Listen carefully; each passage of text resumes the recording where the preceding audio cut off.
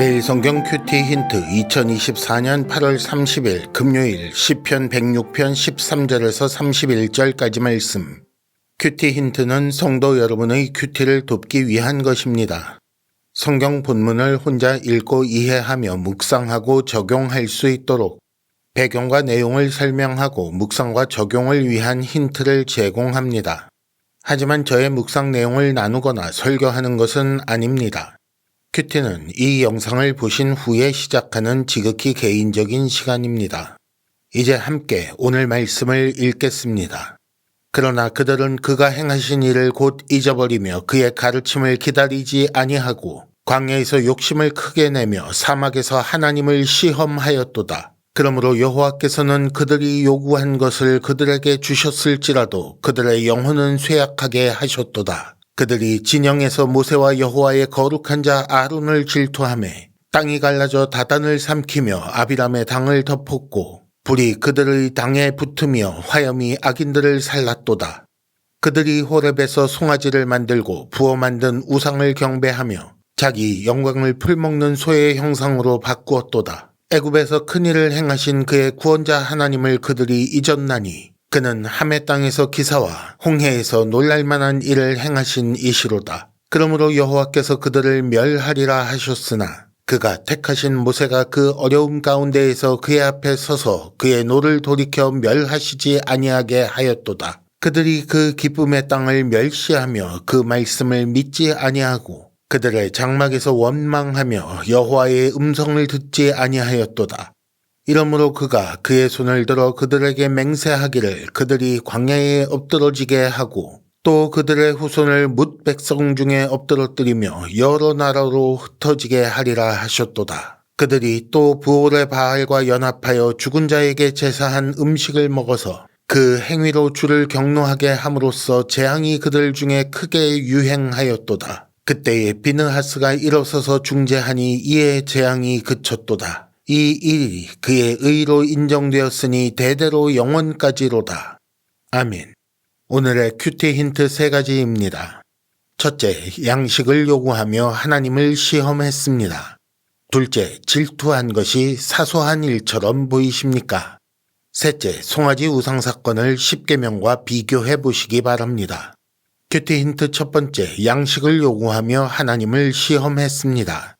14절에 보면 광야에서 욕심을 크게 내며 사막에서 하나님을 시험하였다라고 말씀합니다. 그리고 그 결과로 15절 요구한 것을 그들에게 주시기는 하셨지만 그들의 영혼은 쇠약하게 하셨다라고 기록되어 있습니다. 13절에서 33절까지 출애굽 후에 광야에서 범죄한 6가지 사건을 회상하고 있습니다. 그중 첫 번째는 욕심을 크게 내며 양식을 요구하여 하나님을 시험한 사건입니다. 이는 13절 말씀에 의하면 하나님께서 하신 일을 잊어버리고 가르침을 기다리지 않았기 때문입니다.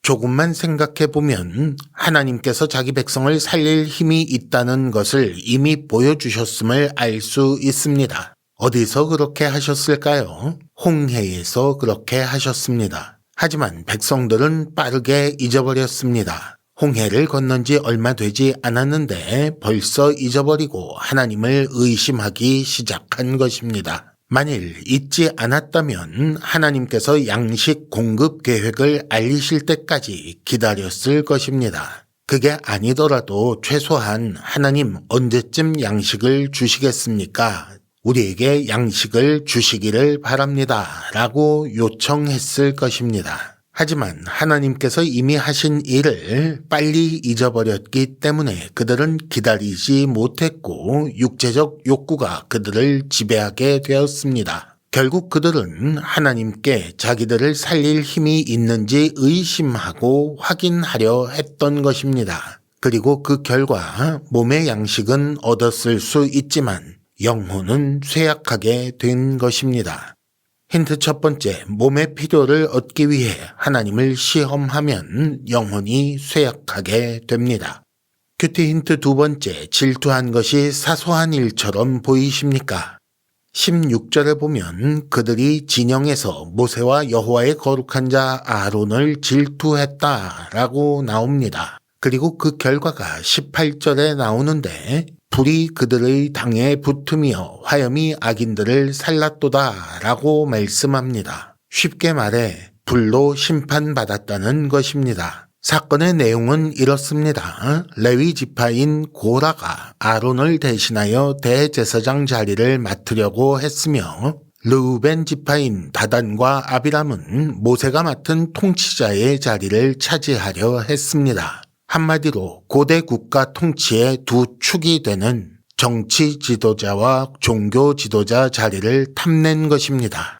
만일 세상 나라였다면 더 강한 힘을 가진 사람이 권력을 차지했을 것입니다. 혹은 더 많은 사람의 지지를 얻은 사람이 이겼을 것입니다. 결국 사람의 수가 힘이 되는 것이기 때문입니다. 현대도 별로 다르지 않아서 민주주의라는 정치제도 역시 많은 사람의 지지가 중요합니다. 하지만 이스라엘은 사람이 세운 나라가 아닌 하나님의 나라입니다. 여기서 나라라고 한 것은 킹덤이니까 하나님이 왕이신 나라라는 의미입니다. 그렇기 때문에 하나님 나라는 하나님의 뜻이 법이 되고 따라서 하나님께서 하나님 마음에 드시는 사람을 그 나라 일꾼으로 세우는 것입니다. 그런데 질투 때문에 자기 욕심을 따라 그 자리를 탐내는 것은 하나님 나라에서는 자기가 하나님이 되려는 반역에 속하는 일입니다.